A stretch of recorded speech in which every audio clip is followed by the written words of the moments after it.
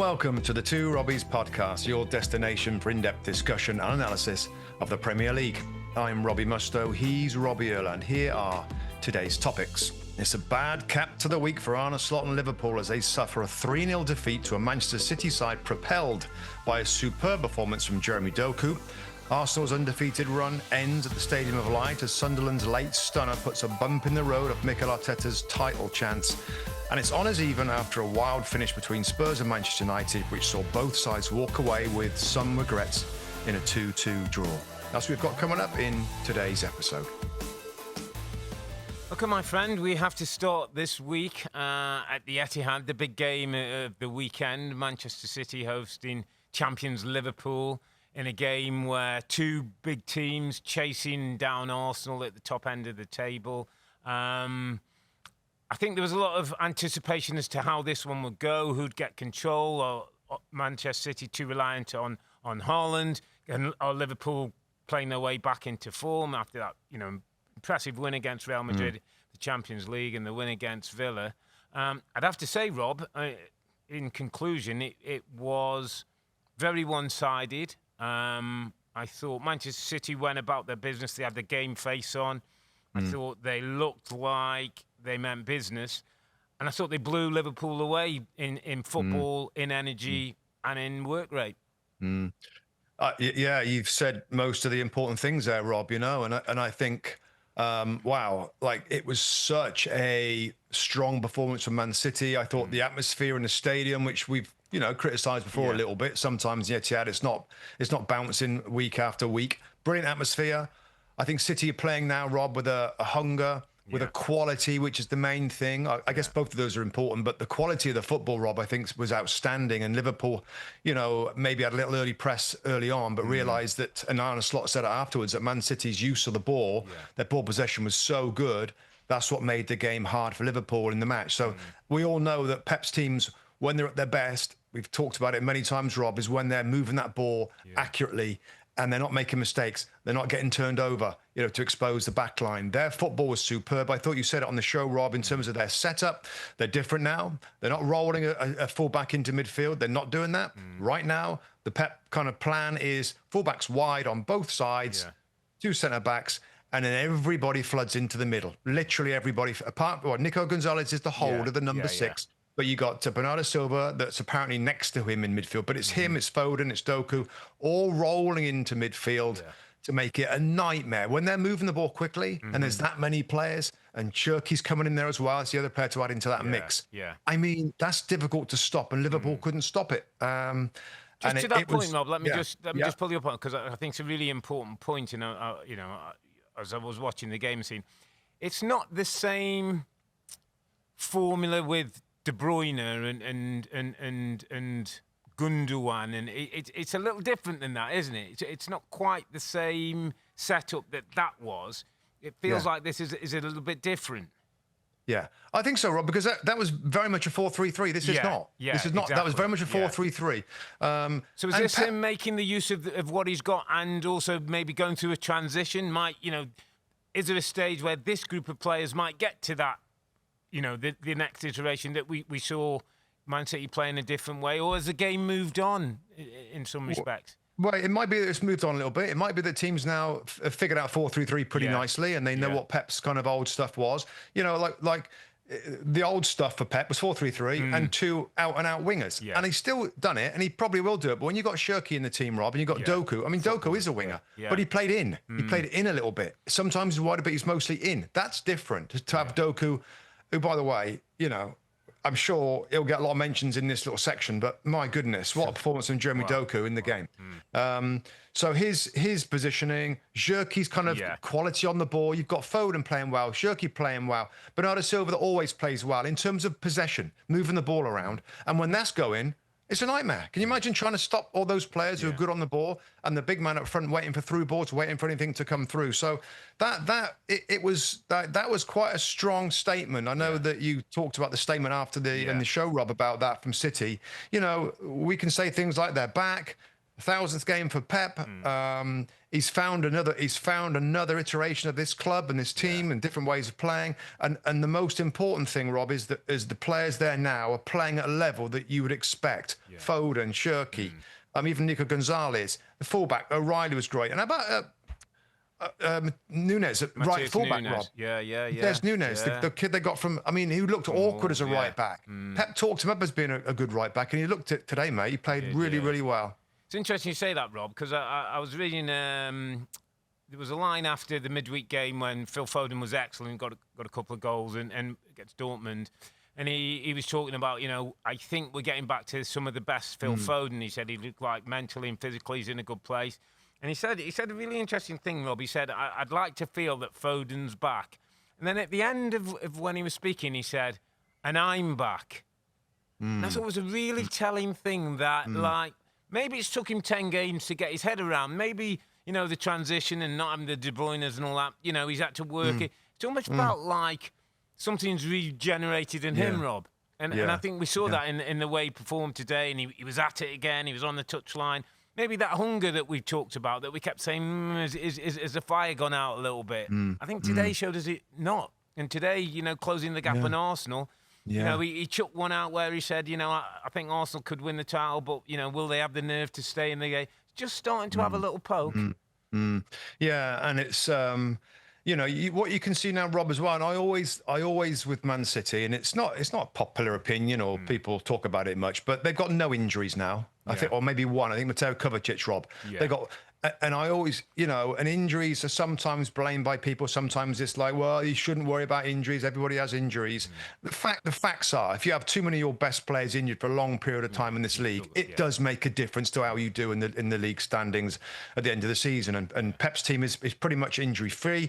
It's confident. Players are playing in form. They're going to go on a run. Yeah, I think there's a run coming now. Whether defensively, Rob, they're as secure to go on a run that's going to win the title from here. We'll wait and see. There is a ton of games left, and of course, we're not sure how Arsenal's going to go longer term. But it's looking like they're really on track with very few problems in the squad. Just to that defensive point before we just talk Doku and then move on. It was interesting, Rob. Again, Ruben Diaz was rested in the Champions League. John Stones played. Today, Diaz plays, Stones rests. Gvardiol's next to him. It looks like, Arke's available. Looks like he's managing those minutes and making sure that he's got, one of his stellar centre-backs there. Maybe not playing them both together on too many occasions. Yeah. And of course, we go back to when he's got a full squad. Yeah. There are a ton of rotations, and you had Savinho come on. You got different...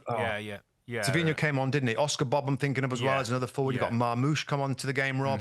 You're looking at good options now across the whole team, and I think it's a big if, but they need to stay fit, Rob. If they're going to have a real challenge up, if they get 3 or 4 injuries, I think it really knocks Man City. But when they're fit and healthy, and in this kind of form and the momentum building, they're gonna get going. I tell you, they're gonna pick up some points. The anomaly, I suppose, the big question is with the Club World Cup. How's that affected them? We might not know what that till after Christmas in terms of time off, rest time. Maybe Pep's trying to manage those minutes now with that coming up.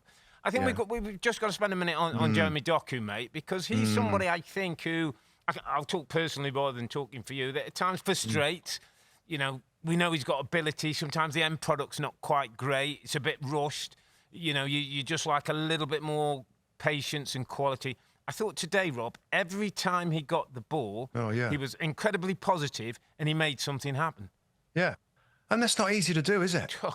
This level, right, for a player to pick up the ball and almost every time dribble past players, he was a constant nuisance. And by the way, Conor Bradley, when it was one-on-one. Junior in his pocket in midweek. He's just Vinicius Junior. I mean, you have to feel for him to have these two players in the last few days, like running at him. And he did a fair job. But even so, I mean, Doku was... I've always been a fan of him, Rob. There was just a moment, there was a little period where he wasn't playing a lot, getting rotated in and out. We did talk about end product and his numbers and assists and goals, but I mean that little wiggle he's got, the Dogu wiggle where he wiggles his backside and he moves inside. He did it for the goal. I mean, that's such a great asset to have, a player that can beat players and create things. And Doku now, with his smiling face, he picks up man of the match, with everybody else's form. I mean, that's looking really good. Bonus, he was innit? outstanding. Can I just chucking one at you, because you were in the studio this week, obviously watching from home. But isn't the life of a wide player for Pep and Man City kind of a bit inconsistent? I'm trying to think of Sane, thinking of Mahrez. I'm thinking those players who've played there, in the way they play and where you're getting it, it's hard to be consistently good all the time, isn't it? And Pep's always rotated them a little bit. Like we say, oh, Mahrez not playing this week. Oh, Sane's not playing. Oh, this one's not playing. Oh, that one's not playing. He very rarely sort of plays the same wide people all the time. Now, whether that's to affect the opposition, whether that's just change chemistry on the pitch, so in some respects for Doku, just as a defence, it might be like, well, with Pep, he knows he's going to be 2 or 3 games, and then Savinho's going to have his little go there. Yeah, it's a good point. It's different, isn't it? I mean, when we played and stuff, and from our experiences, we just got into a routine of being in the team at that spot. Game in, game out. It must be hard. It's something that we never had, mate, did we? We didn't really have that kind of rotation. You were sort of in the side. There was a couple of times that Brian Robson come to me and said, "How'd you feel?" Like you played a lot of games midweeks.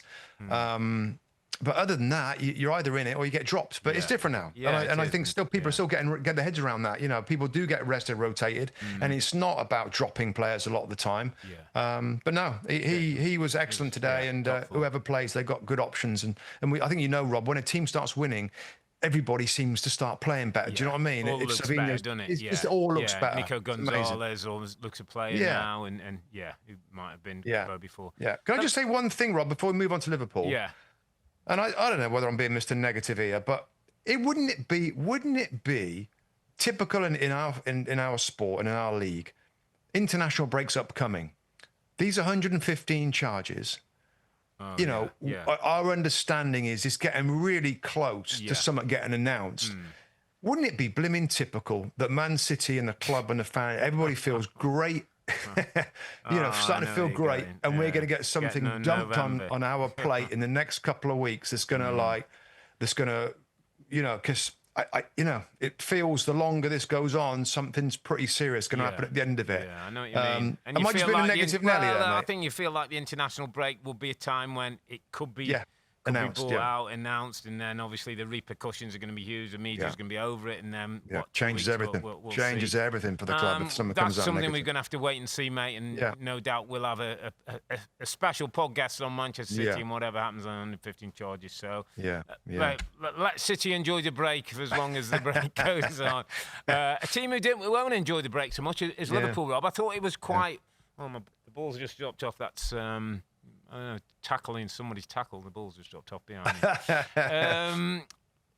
Let's talk about Liverpool, because I think that was quite alarming, Rob. That was as disappointing on a big day as I've seen Liverpool for a while. Flat, lacked energy, lacked real purpose in their play. Front three couldn't affect the game. Got overrun in midfield by the shape you've talked about. And Rebecca, we know how Bex likes to get us down the road. 5 defeats, 8-point gap are Liverpool still in it? And I said, listen, Liverpool still can have an influence on what happens. I'm not sure Liverpool can win the title for me, mate. No, they're out for me. They're out of it. I think didn't I hint this at the last loss? Yeah, I think we said, didn't you, 5 or 6? I think I said nobody can win a title with 5 or 6. They've got 5 already. I mean, they've won 6. They've lost 5, Rob.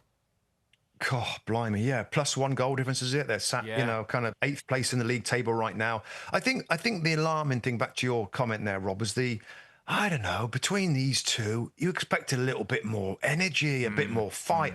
Maybe, the majority of this team, the Real Madrid performance, it was the same team, wasn't it? I think, that's hard to go again on an emotional day in the Champions League. Yeah. It might be now that Liverpool are gonna feel good about the Champions League.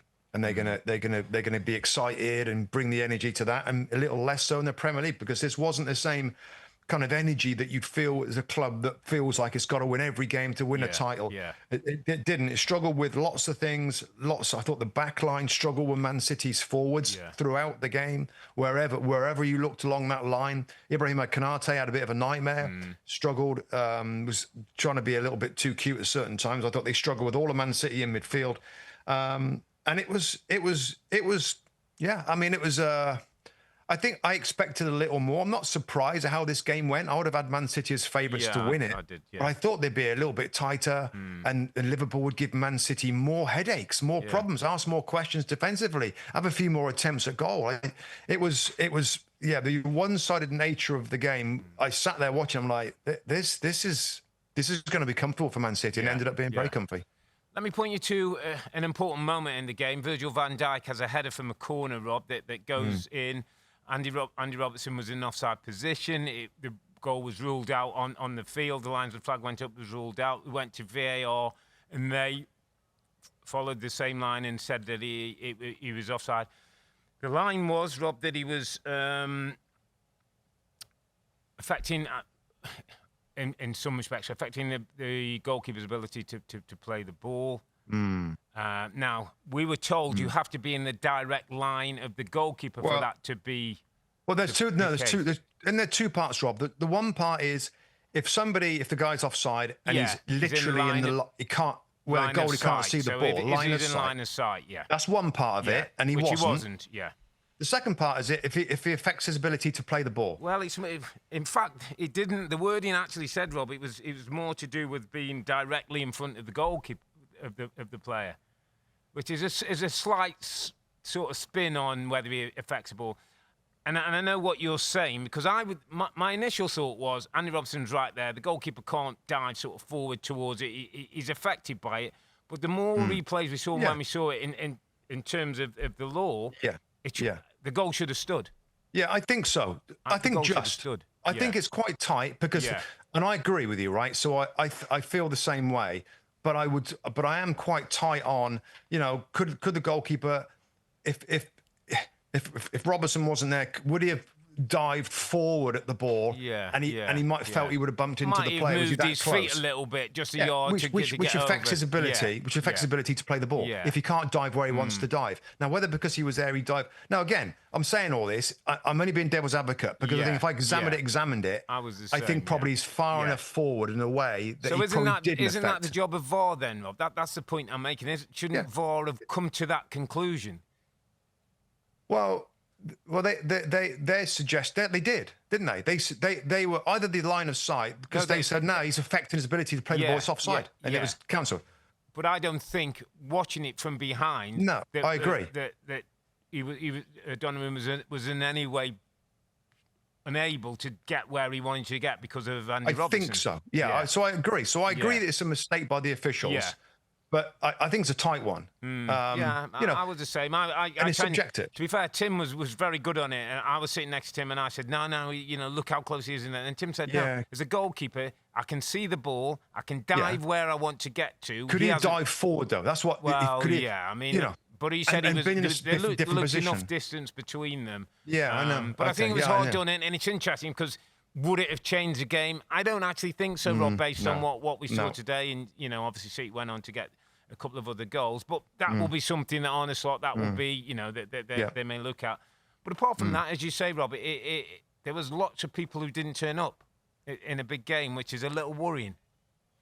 Florian Wirtz in the team, Rob, and I know how we're slightly, Arne Slot's trying to manoeuvre him into the side. We're not getting enough from him, Rob, and I understand, he's a young guy. I understand he's talented. I know he's coming to a new league, but not getting enough from him in a game like that to warrant him starting. Yeah, no, I agree. And listen, we ain't the sort of people, Rob, that jump at the opportunity to hammer players. We try and be a little bit more thoughtful about settling in, the age of him, speed of the league, the intensity. You give him a fair chunk of games. I think 11 games in now is a good time to have a little initial assessment, and that would be that he's been lightweight. Yeah, he's been lightweight. His little moves, and he's very, very talented player. But when you get lent on by some of the players in the Premier League, he sort of gets pushed off the ball a little bit. that skill and that ability hasn't shown itself in terms of really clever through passes or goals and assists. So it's been a struggle. And I think Ekitike was quiet today, Rob, and we're both fans of this player. And it would, I'm not, and again, I don't want to jump on this, but it's like, I think at some point, if you're a Liverpool fan or an owner, you might want to think about the recruitment people that have spent a ton of money. And Rob Edwards and Richard Hughes are the gurus in the recruitment of this football club, and they've done brilliant work in previous stints at the club or in different football clubs. But I think right now you can ask questions a little bit. Alexander Isak, we all know, is a little fragile. He's sometimes, as it looks amazing, then he's out for a little while. Wirtz was a very expensive signing that struggled to make an impact in the first team. Kerkez has struggled a little bit too at left back, lost his place in the side. So, for the first time, I think the football club, whether it's the fans or the board or the owners, will say, well, guys, that was a lot of money we gave to make this team better. And you've gone for two players in the same position that are expensive. And could we have used one of those fees for other areas? So again, I don't want to be the guy that jumps on. Jumps on. But I hear you, Rob, but I have to say, playing slightly devil's advocate, when that business was done, it's the reason I went, well, that's Liverpool after a title. It was always said that's what Sir Alex did, go and improve when you're winning. I mean, I suppose the other spotlight might be, Rob, in that respect. Then Arne Slot. Was he too quick to try and get some of these players in? Now, again, listen, he's a great manager. He's won the title but last season when he didn't have to have the integration. So I look at Kerkez as a great example. Now, I know that relationship between Andy Robertson and Virgil van Dijk has been built over a number of years, and they trust each other and know each other. Now, I'm not saying that Andy Robertson's a better player than Kerkez. Maybe Kerkez potential. He was struggling, Rob. Robertson was starting to struggle. He was starting to struggle. But when he took him out, the struggle came on Kerkez as well as Van Dijk. So you created a bigger problem than you had at the start.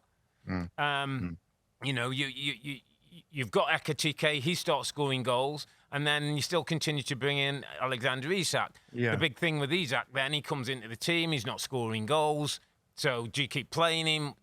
Ekitike comes out, it goes a bit colder, he starts scoring goals, and now they've created themselves a bit of a problem when if they would continue to win with what they had, and Robbo played 3 or 4 or 5 games, and then he said, you know what, Robbo, out you come now, Kerkez have a little look, or I don't know, and it's devil's advocate, and it's been wise after the event, but was there a because the signings are so big and there's so much money spent, did Arne Slot feel he had to get those players in? Rob, I remember saying it at the time. My doubts about Liverpool was too much change. Too much change to a champion team. Like I remember saying 4 or 5 of the outfield could be different. 4 or 5 of the outfield. That's a lot of change to champions. So back to your question, Rob, I think there's been too much change. And I think you could see, obviously, there's some parts of it were forced change. More attackers. The Trent thing. Luis Diaz is interesting. I'm a huge fan of Luis Diaz, and I don't know the rumours around his age and the contract that he wasn't getting paid much and he wanted more money. Whatever this, I mean, he's been ripping it up for Bayern Munich. You see the goal he scored last night, by the way. Yeah, I mean, incredible. So I don't know. Again, it goes back to lots of change, and one thing kind of affects another thing. The existing players didn't play so well, but they can turn it on. And they turned it on against Real Madrid, and everybody's saying they're back. And this is, it's just, I think there's too much change and too many issues now. And Arne Slot is going to start to face a few doubters, Rob, and a little bit of intensity from those at the club and the media. You know how it goes. I really like him, but I think it's been difficult to keep the expectations or to satisfy the expectations with that much change. But I don't know. Maybe we'll change our tunes after the next game, but that's a lot on them. But it was a big disappointing performance that puts them at 5 losses. That for me takes them out of the title race. Well, somebody very much in the title race was Arsenal. Went to the Stadium of Light. Arsenal going so well. Don't lose games. Don't concede goals. Don't even concede shots. Go to the Stadium of Light, mate, and have to come away with a 2-2 draw. Drop 2 points. Late equaliser by Robbie. After Sunderland very much were taking the lead through Ballard, Saka and Trossard with a couple of good strikes to put Arsenal in front, and you think, well, that's done and dusted, and 94 minute, Robbie gets the goal. How damaging, Rob, was this, or couldn't we expect the stadium of light that I thought was incredible atmosphere, and by the way, incredible on the pitch as well? Is this a place people are all going to struggle at? I don't know if it's funny. That's a good question, mate. Because I think maybe not all, but I think when there's a big boy comes to town, and it's a big occasion, and the favourites, the title favourites coming in, and you're Sunderland, you're back in the Premier League, you're at home, you've had a good start, you've got the joy of promotion back in the league. That was difficult. Yeah. That was difficult. I mean, I haven't seen Arsenal as stretched and as stressed as for all season long by this Sunderland team that had a very tight 5-4-1, aggressive, super aggressive, super physical. The four in midfield are very, very narrow, Rob. They allowed the ball to go wide. Okay, Arsenal, cross it. We kind of got big guys, centre backs. We can head the ball away. I just thought it was a very direct. Long balls, long throw-ins. It was everything that we thought it might be, Rob. And to be fair to Arsenal, I got notes here that are like, wow, what a flipping to take that initial goal and to come back and turn it around and get ahead and match all that physicality. You know, Arsenal, to be fair, Rob, they matched up pretty well. They did, yeah. You know, and we would have said things like, whatever game you want to bring to Arsenal, I mean, we can still say it. Whatever game you want to bring to Arsenal, they can roll their sleeves up. They'll fight. And they did. It was a brilliant game of football, a great advert for how the Premier League works with its, you know, how clubs are encouraged to spend money, which makes it every game kind of competitive or hope to be competitive. Brilliant game. And I couldn't love it anymore, mate. I thought there's special performances, but just the Sunderland's approach and, you know, from the first Wilson Isidore, mate, up front. He gave Gabriel and Saliba more problem than players in the Champions League have given him. Yeah, and you know, he's a kid. I think we talked about it in Kevin Phillips. We had a quick word with Kevin Phillips, didn't we, at the Fan Fest? Yeah. He said there's more to come from this guy. You haven't seen it yet. He's a talent. It was interesting, Rob, because before this game, you know, you're doing your notes, and I looked through Sunderland's impressive start to the season. And I thought, like, you know, they've won some games at home that some would say are winnable, but, you know, they had to get the job done. I think was it West Ham the first day and beat people. And then I suppose the big result so far was the 2-1 win away at Chelsea recently, wasn't it? They scored the late goal, Talby, and they get the late winner. But I looked through the results, Rob, and thought, this is a team that's going so well. And I kind of put myself in their place, and I thought, what you also want in the Premier League, and you and I will attest to this, is sometimes you want one of them big memory days when you beat a Man United or you beat an Arsenal or you beat a Liverpool at home and your place is jumping, and it's one of them that you remember for the rest of your career. And I just felt that this was the day for Sunderland. This was their big memory for so far in the season, and they took, you know, the team that many think will go on to be champions, the team that don't concede goals, the team that don't even concede shots, they gave them a proper test, mate, a real proper test. And I also thought it was credit to Arsenal because they stood the test. As you say, it wasn't a footballing test like City. It was a athletic, physical, director style. This team can play a little bit as well. And Arsenal like to dig deep. Yeah. Arsenal like to dig deep. Arsenal could have easily gone on that day away at a stadium like, oh, this is too much. Yeah. I mean, there's nothing but credit for both teams, Rob. There's nothing but credit for Arsenal to come back. I mean, in some ways, Sunderland, you know, maybe a discussion for another day, Rob, but like, is this the antidote to modern football? What we're starting to see in the Premier League? Back to long balls, back to set pieces, back to physicality that was in our era. It was a lot more prevalent. There was more teams. You played in a team that was probably the best, the most famous of this of all in Wimbledon, the way they did things. They routed these teams. That's probably discussion for another day. But for Sunderland as well, you know, finally, mate, like, Arsenal find a way to get back, right? They go 2-1 up. And for Sunderland to go again, I thought was remarkable. For Sunderland to go again. If that, you know, it'd be so easy for those players like, oh, we've given everything. Yeah. And Trossard comes up in 75th minute or whatever and knocks it in the top corner. Yeah. Oh, but they went again. And the goal was an amazing goal. I mean, he couldn't write it. Like the overhead kick, nearly kicks him in the head. I mean, fair play to the manager, Regis Lebris, Robbie. He made some positive substitutes with the game in that situation. He wasn't thinking about bunkering it off. He made some things. I know, Robin, I think this might be a first for the Two Robbies podcast. Our underappreciated performers are going to come from the same game. Talk to me about your underappreciated performer, Leandro Trossard. Well, I'm sure we've had him before, right?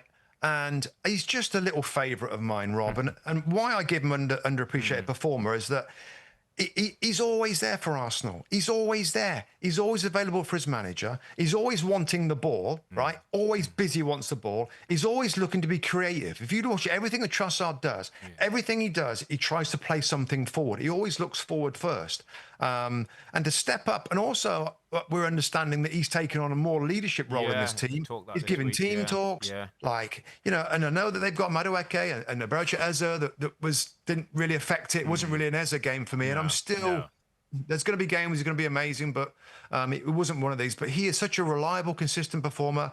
Different players have come into this front line, Rob, and will challenge his position. Martinelli was there. He came in as a backup. He's been in the team all the time. And when he comes inside and drills that ball into the top corner, I text you. I'm like, this guy. He's my underappreciated performer again, Trossard. You got in early. Kill me. I got in really early because it's like you expect things from other people. All other people in this team, they get all the adulation and they're the stars of the team. Trossard is a star of this team now, and I think the manager knows it. Obviously, Arteta trusts him, picks him most of the time down the left-hand side. There will continue to be pressure on his position in the team, but my goodness, he's he's worth his weight in gold. It's a great shout, actually. Anne Hathaway, wasn't it? Who loved it. Remember with the little video from Anne Hathaway? Loved little Trossard. I just think he's a little underappreciated. Even more so, Rob, in an era where you're saying there's a game changing and the physicality and the long throws now, he's a little technical player who can affect the game. He's got a big heart, Rob. He's one of those with a big heart. He never gives up, and it's a really good shout.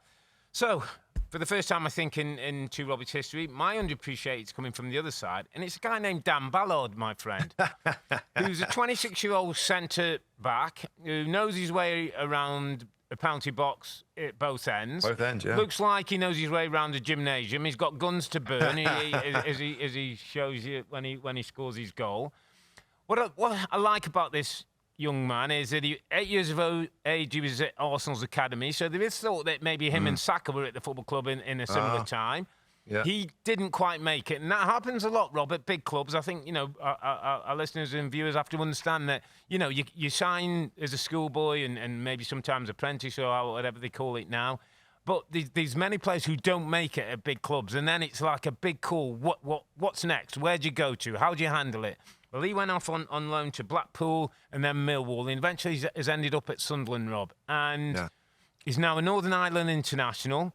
I saw him the first game of the season and liked him. Big, strong, aggressive. The block he made, the game at 2-2 that gives Marino a chance to win it was incredible. It was John Terry-esque. It looks like he's got a bit about him. And he's got over whatever that disappointment was when he wasn't taken on at Arsenal and looks like he's going to have a decent career. Yeah, I love it. I mean, to score and to make that block and to be the linchpin of that back line. And as you said, redemption story. He's at this football club loving life. He couldn't be loving life anymore. He's in the Premier League and he's getting some adulation. He's scoring goals. Yeah, it's equally a good shout. And it was, I don't know, maybe, right up there, probably the favourite game of the season, Rob, just in terms of it had a bit of everything. And it was a real test for, the favourites right now, which are Arsenal. And I thought for the very, they did pretty well. I mean, that's a hard team to score against. Sunderland did it twice. Absolutely. So fair play. Brilliant game. Absolutely brilliant game. Regis Lebris is right up there. Is one of my besties at the moment, mate. I'm all over Regis. Let's go to North London, Tottenham Hotspur Stadium. Tottenham 2, Manchester United 2. A game where if either of those teams had won, Rob, they would have gone second in the Premier League, which is a little bit crazy considering what we know of both these teams. But United go ahead to Burmo in the first half. Fifth goal of this Premier League goal of the season for him. He was Player of the Month for October. Then subs in the second half, changed the game. Tell came on, scored a great goal. Richarlison gets a diverted header to put them 2-1. And then De Ligt, set pieces again, letting Spurs down, not picking up. De Ligt gets a free header. Share of the points was 2-2. And I suppose in the end felt about the right result, Rob. But, I mean, I think both teams are disappointed. Manchester United probably felt there was an opportunity for them to get all 3 points in the game, didn't get it. For Spurs to go 2-1 up so late and then let that go, disappointment again for Thomas Frank in this home form where I think they've only had 3 wins in the calendar year.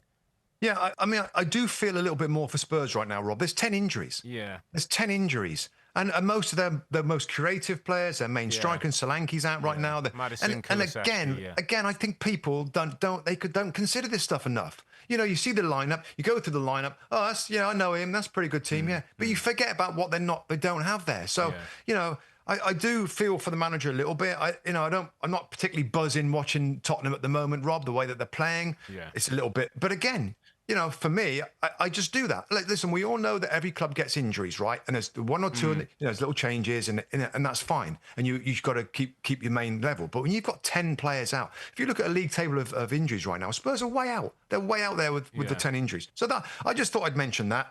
Matthias Tel, pleased for him to come off the bench, get his goal. Funny kind of game. Spurs fans, I think, don't really know what they should be cheering, what they should be booing. They booed at half-time, didn't they, when they were 1-0 down? Yeah, I mean, fair play, Rob. They come back. I mean, it's an awkward environment at Spurs a little bit because of all the things I've just mentioned, and they got, we talk about character, right? I think when a home team goes down like that, and you've got to try and pull up, you've got to try and come back in. They almost came back late and won the game totally. I think it takes a bit of character because at home we know what it's like when it's an awkward environment and the fans are a little bit booey. It definitely affects players. I thought they got on with it pretty well. Got back in it, thought they were going to win it. They conceded the goal at the end there to Man United team, Rob. And Man United. So it just got me thinking, again, there's 3 changes to the team. Yeah. 3 changes to the Man United team. No Šeško, was there, which was big news, really. He's dropped. Second half he comes on. Diallo comes on. He comes on, has a chance. And Mbeumo, Rob. Played off the left. My question, I'm going to throw a question to you. I'm just going to make this little statement, right? So Šeško's dropped. And Mbeumo's gone from the right side where he's been brilliant all his career. He gets his goal, of course, but he plays on the left-hand side. There's changes to the team. Subs in the second half made them worse. And then I know some were forced because there were some injuries. Yeah, they got injured, Casemiro, and he didn't leave one for an injured player. Yeah. My question to you is Ruben Amorim, Rob, over-managing, overthinking, over-tinkering? Is he overdoing it and complicating things with all these changes that we didn't see coming? And where they sit now, they sit 7th. Yeah. They could have been second, Rob, and so that's the point. I think the Šeško thing was interesting. Actually, him coming out and saying, actually, he's not playing very well and he wasn't happy about it, and he's talked now about the window. I didn't think that's good. I didn't think that helped Šeško at all. I'm not sure that's great management. The kid comes on and has 2 chances. He gets played through twice. Yeah, and looked awkward. And then he's got the knee injury now, which isn't going to do him any good. So that, personally, it was interesting after the game as well, Rob, because he talked about, we were comfortable in the first half and comfortable teams know how to get success, and we didn't know how to make the most of that, which was true. But it's pretty obvious, based on what we've seen so far, Šeško's not going to be part of his plans on big days, like they did at the Liverpool game, wasn't it? He did the same thing. Yeah, again, it was. They spent a lot of money on attacking players at the football club, and I think we questioned that at the time. Like, wow, there's big holes in the team in other areas, and you're going to bring another forward in.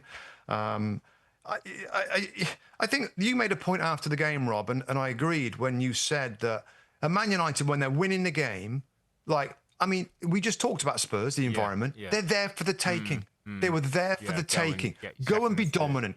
Go and get a second goal, a third goal. Go and put them away. Or possess the ball, take the sting out of the game. Manchester United at the moment, and this is what's probably surprised Ruben Amorim himself more than anything, he's a guy that really wants to dominate possession. He wants to have possession, and he's finding that difficult in this league for this team to really control the game, and because that's what he can get, his wing backs high. That's the football that he wants to that's what he believes in. Not when it's up and down or they're without the ball and got 5 in a line with 4. He doesn't really want to do that. So I was disappointed that they didn't go on and take control. And a lot of the subs, don't know, I just thought I just sub after sub after sub. Again, I know there's, I think he had a few injuries, didn't he? Casemiro and Maguire. It changes everything. And they didn't do well after the subs came on. Yeah, well, it was one of them games where, do you know, Rob, I said afterwards to Tim something, both these teams, are Spurs and United, are both a bit flawed in some. There's good pot elements to them, and you can see what they're trying to do, but they both still got lots of issues to But United, Rob, are further on. Yeah, they are with this further manager. On. Yeah, they are further on, and that's why they should have made the most. Should have made the most of the situation, and didn't against a Spurs team that are not particularly good at home. So, listen, mate, we're going to roll it on to just do a quick preview of the North London derby that comes after the international break. It's a Sunday game. It's a huge game. It's Arsenal face Tottenham on November the 23rd, 11:30 a.m. Eastern Time on Peacock. So make sure you're viewing that one. North London derby, mate. After the international break, both teams coming off a 2-2 draw. Who's better? Bit of spotlight on Arsenal, like with Man City being 4 points behind. Yeah. And I think City could have played, couldn't they, before Arsenal? They play on Saturday, do they? On that day, I'm not sure. Possibly. So yeah, they could be like right behind them. Yeah. I just think this derby is one of those derbies, isn't it, Rob, where it's such an emotional game that you bring that into it. That brings more energy. That brings more aggression. That brings more, derbies, what they do is they bring more focus. So where you might be a little more casual in everyday games, like you're going to track the runner. I've got to make sure I track my runner. I want to get wired in because the fans want me to get stuck in. So you got a little bit more added. If it wasn't that, I mean, you strongly fancy Arsenal. I still fancy them anyway to win. Yeah. But the aura of City doing what they're doing and it being a derby, and the Spurs fans will demand effort, energy and aggression. Yeah. That can sometimes mess a game up. It can be stop-start. But all that being said, you still, it's not as though Arsenal are looking shaky, Rob, or they had a bad performance against Sunderland. It wasn't. It was just a very difficult game. And with the injuries that Tottenham have got right now, they're nowhere near their best. Arsenal have got hardly any injuries, really. Well, I mean, I know there's a few to come back. Some of the attacking players that are getting quite close. He's hopefully getting a few back, isn't he? He said. Yeah, I think Havertz. Yeah, and Madueke and Gabriel Jesus. Is it? Yeah. I'm also thinking, Rob, and just because of the guy and what we know and how he is, Thomas Frank will have a plan for that, mate, won't he? His first North London derby, a chance for him to kind of.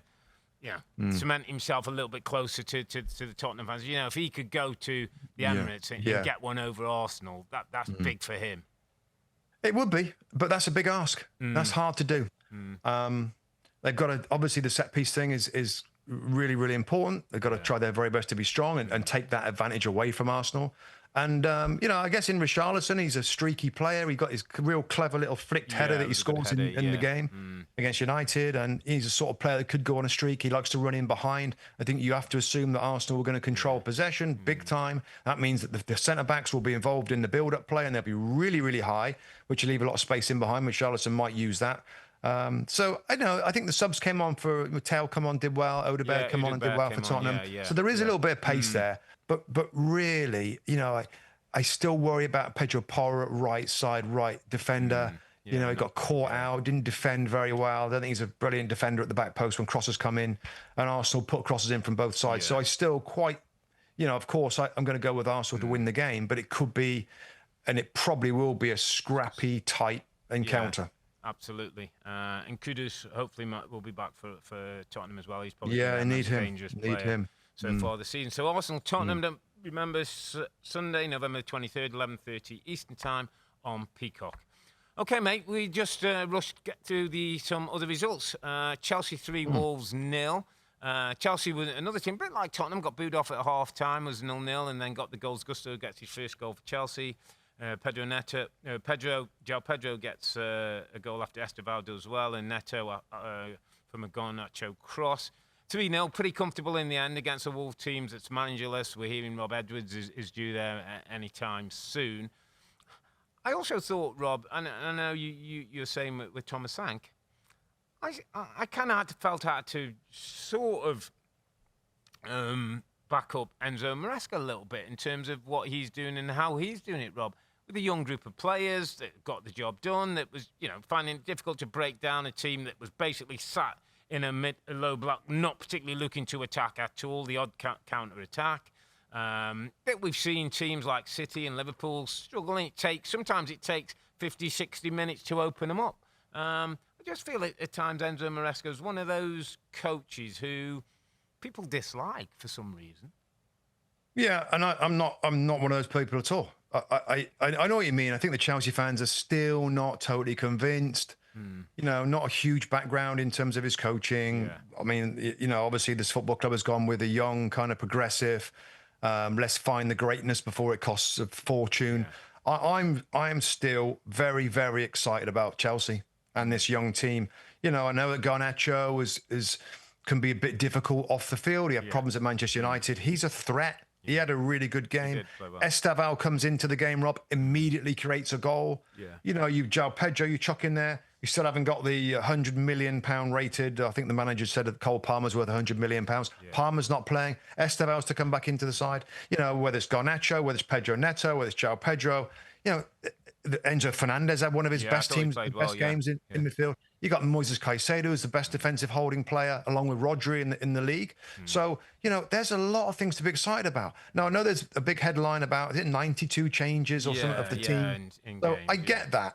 And I don't love that. I do prefer a team to find a groove and a rhythm, but they're in every competition. Every 3 days they've got games, mate. Yeah, they're going to get in the League Cup. They're another Club World Cup team. We're working all through the summer. Yeah. So he's got to manage. And they went the whole way. They went the whole way. You've got to manage, man. You've got to make those changes. They're third in the Premier League title race. They're a decent position in the Champions League. They're still in the League Cup. Yeah. I mean, this team, they're also, by the way, when you look at the league table now, Rob, I know it's tight, and I know you talked about it a little bit today. They're third, and they're not many points off the top. They're in a title race as well. Yeah. They're in a Premier League title race. They're that close, and with some of the players they've got, and I know it's going to be difficult, there will be outsiders to win it for me, but you've got to put them in it because this team with Esteval, he's looking like he might be a future star. Garnacho can do well. Palmer's to come back. I mean, will get better, needs to get fitter and sharper. But it's a good team. It's a good team. It's a decent team, you're right. Used to be the Cole Palmer team, and they're getting results without him when he gets back fit. It could be good. Let's go to Villa Park, mate, with a result I didn't see coming at all. I absolutely didn't see coming at all. Aston Villa 4, Bournemouth 0. Villa off the back of a win in Europe this week. Buendia with the first goal and Arne with a lovely strike. Barkley and then Malin getting the full goal. I mean, I think you're an Ollie Watkins goal away from having a perfect day for Unai Emery and his team against a Bournemouth team that didn't really get to grips, and we don't know how much there was a horrible head incident with Adam Smith and Tyler Adams. Smith had to come off with a concussion. Adams didn't look 100% great, but continued on the game. Unai Emery's team starting to click into a little bit more gear now. Really are. I mean, awful start, wasn't it? And we were it was just, again, it's sometimes hard to explain how flat they looked initially, how stale the whole club looked was shocking to me. But fair play to Unai Emery, Rob. That must be one of the hardest challenges when you're at a club like that. And everything went a steady rise to a brilliant job. And then like the first real kind of like depression in terms of their fettle and how they are. And he's turned them around. I think they're sixth place right now, Rob, aren't they? Let me just check that. Sixth place in the Premier League right now. Yeah. Playing great. This is a bit of a, not a statement win, but it's like they're definitely back to what we expected. Tielemans is such a good player. Yeah, he's close. He's close now as well. And he played in Europe, got some minutes in Europe. Yeah, he's going to benefit the team in midfield. And Nana's, scored a great goal today. I love Buendia. I think it's a good story as well. Emi Buendia, Rob, got pushed out the team for different people at this club, stayed there, had bad injuries, comes back, scores a lovely free kick. He's done that a couple of times now. He's got that in the bag. So, no, well done, Villa. He's been smart as well, back. Rob, just quickly on that one, that, longer contracts, McGinn, Cash, Morgan Rogers, all signed. The key people he wants, he's making sure are going to be around that football club. So, good week for Aston Villa. Yep. Let's move to Everton 2, Fulham 0, the Hill Dickinson Stadium. Everton continue to get good results. Gay with the first goal. Michael Keane comes up with important goals, 2-0 to Everton. But disappointing from Fulham, Rob, I have to say. They find themselves in 15th place, 11 points. Only 1 point above, West Ham now, who are on 10 points. So, yeah, another good win for David Moyes and his team at home, but slightly worrying for Fulham. Yeah, it's a little bit worrying. And again, there was a lot of talk made, wasn't there? The manager was not happy, wanted more money, wanted more players to come in to add to the squad. I thought at the time, I get that, I agree with that, but I kind of like the squad. There's good players in all areas. So I'm a little surprised that they are where they are. I still think, when everybody's fit and they get those forwards fit, I still think it's a good team, a nicely balanced team, but it's a struggle. They're just having a bad run right now, and Everton are the opposite. Yeah. I mean, it's amazing, isn't it? It's amazing. What a new stadium, new manager, a few new players. Iliman Ndiaye is an incredible player. I just love him to bits. Ndiaye, he's my star player of Everton. I know people love Jack Grealish. Yeah. I think Iliman Ndiaye is right now is more dangerous than Jack Grealish. So no, that's a impressive victory and an impressive kind of point where they are sat nicely in the table right now. Impressive victory for Nuno and for West Ham as well. Back-to-back wins at home for West Ham is just giving them a real boost. 3-2 win against Burnley. Zion Fleming with the first goal for Burnley. Then Callum Wilson, just before half-time, thought that was an important goal to get them level. Souček comes off the bench again, gets a goal, as does Walker Peters, and then Josh Cullen gets a late goal for West Ham to make it a little nervy. But West Ham, 6 points, mate. Nuno, kind of what we expected, I think, from Nuno going into this club. Yeah, I mean, I think we expected it a little earlier. There's a few team selections that we were like, wow, that's kind of a bit weird. But you had people playing in correct spots. Yeah. I mean, they're going to be fine. They're not a great team.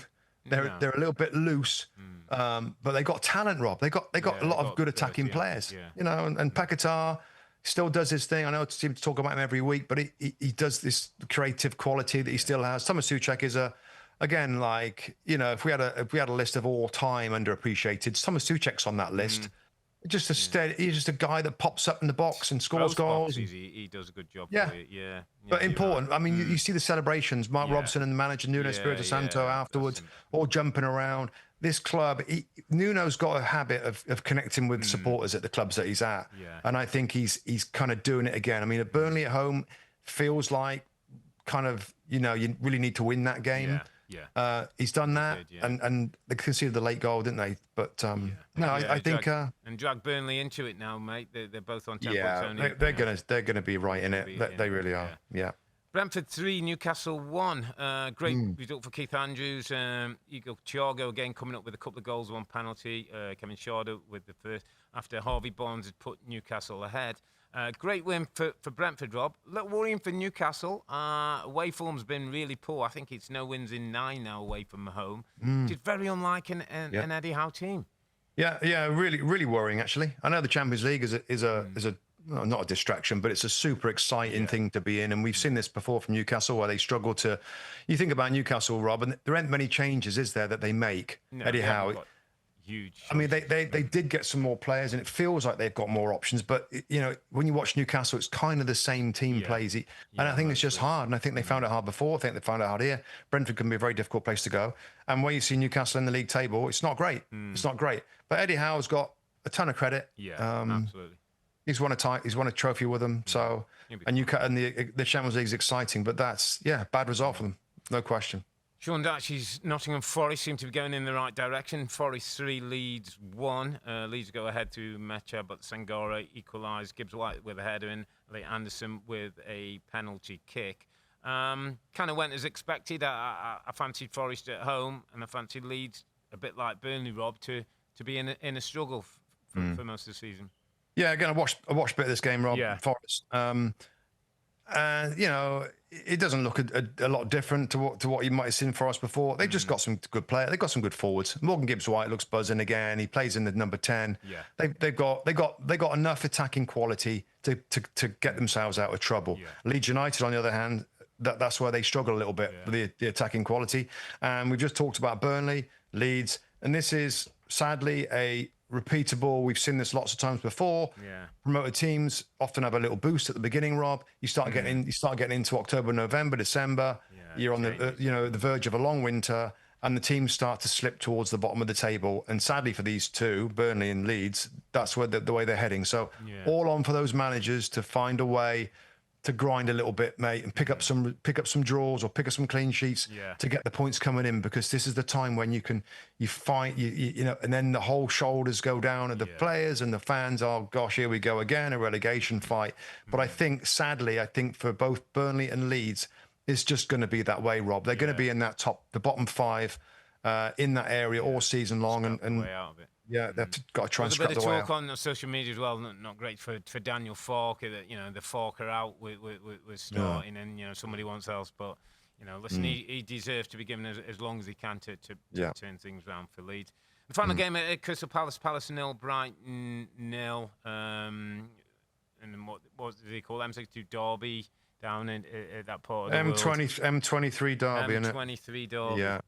Okay. Well, there was no goals in this one today. Plenty. It was quite feisty, actually. We saw, you know, 1 or 2 players coming face to face, but 0-0 in that one. Okay, my friend, I think that's where we're going to call it a day on a day when Manchester City gave Pep the performance that he craved on his 1,000th game as manager, beating champions Liverpool 3-0, while Arsenal not only dropped points, they conceded goals. 2 goals at the Stadium of Light. We're going to take a break for the internationals that come up with all the World Cup games, so we'll be back on November the 23rd when Newcastle hosts Manchester City on the Saturday, and we have the small match of the North London Derby on Sunday. And while we're away, look out for a special Two Robbies podcast with Newcastle manager Eddie Howe.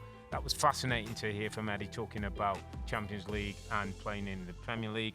But for now, I'm Earle. He's Mustoe together with the Two Robbies. Thanks for watching and listening. Be safe, stay healthy. It's a good night from me. And it's good night from him. Good night. Good night.